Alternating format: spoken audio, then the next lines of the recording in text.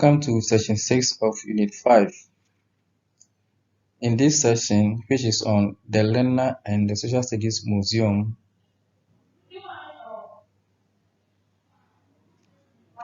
we are going to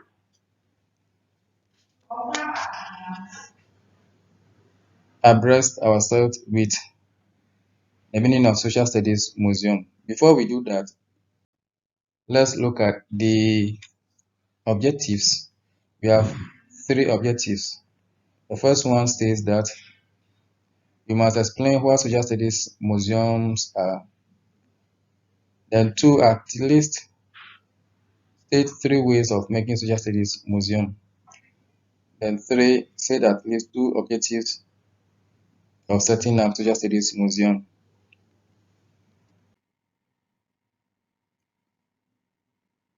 In this part of the session, we shall look at the meaning of Social Studies museum. When we say museum, what comes to your mind? Have you heard about this word before? A museum simply means a building or a place where they have kept illustrations, artworks, objects that have historical interest, objects with geographical interest, as well as objects that concern science and many others. They have displayed these objects or resources in this room. So when we talk about Social Studies Museum, it is a particularly set aside room or place where we can find objects illustrating arts, paintings, objects that talk about history, objects that talk about geography, science, economics, sociology, as well as many others. So anybody can go there and learn about those objects or resources. Why do we have to set up Social Studies Museum?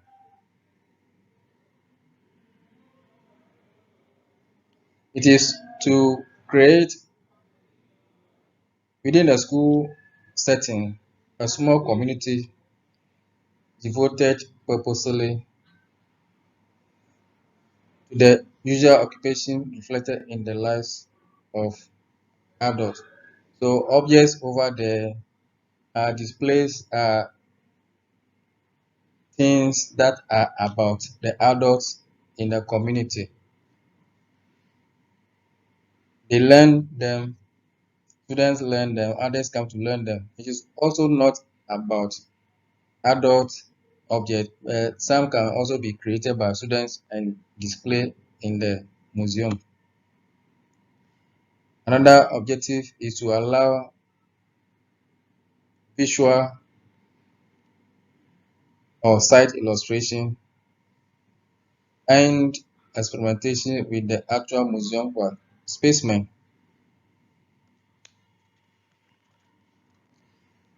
If you go there, you will see things in their real nature. It can be an experimentation or a specimen.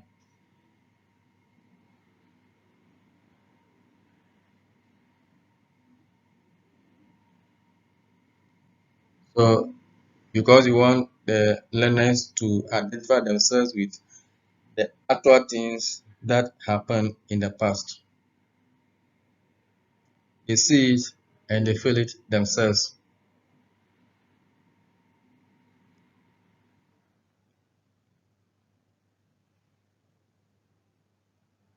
It is also a way of teaching the learners or visitors proper scientific ways of preserving these resources at the museum.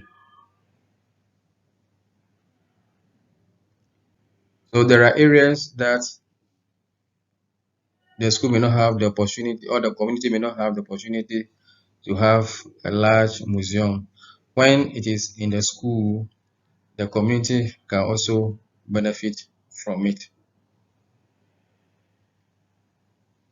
Apart from this, it also stimulates interest.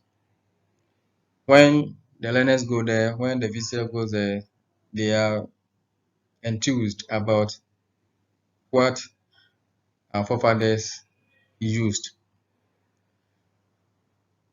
You'll be surprised to see you go to a place, things that those that you have never seen in their life, maybe you may only hear about them, things that they use, and even how we have advanced in terms of the artifacts.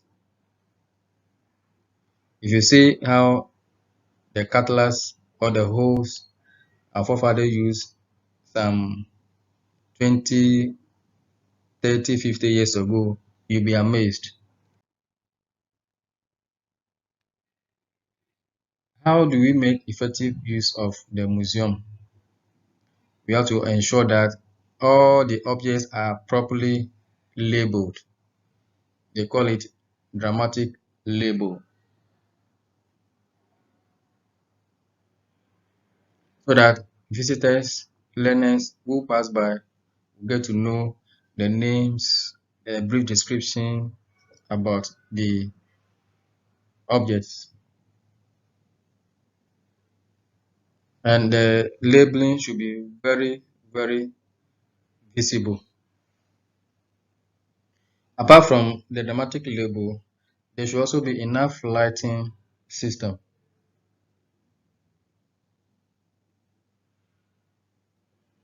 Don't stop, put objects in places that are very dark, that cannot be easily seen. The lighting system should be very effective, so objects can easily be identified in a room. Apart from the dramatic lighting, there must also be dramatic utilization. Sometimes we have to allow the visitors, the learners, have a feel of the specimen or objects in the museum, but care should be taken. Some should not be touched, especially those that are very expensive. There are some that are also poisonous. Those one attempts should be made to ensure that students or visitors don't put some of the specimen in their mouth. Those that can easily be touched, they can touch. Those that they can taste, probably they can taste with caution. Apart from these, you can also have sound effect. If you can get some sound at the background being played, some music that will evoke people's emotions, that will be good. You also make good use of space. The place should be spacious enough, it should not be crowded, so that people don't get things walk over. In some cases, we can also employ curator, somebody who take the people through, explain to people the meaning of some of the objects, the history behind them. Hope you have enjoyed this session as well. We have looked at Social Studies Museum and also look at the objective for setting up Social Studies Museum, and lastly, how we can make good use of Social Studies Museum. Can you take the following self-assessment question? What is a Social Studies Museum? State two objectives of setting up Social Studies Museum.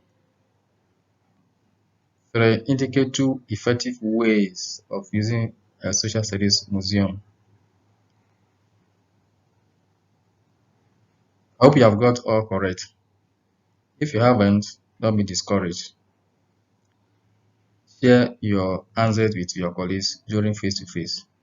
Thank you.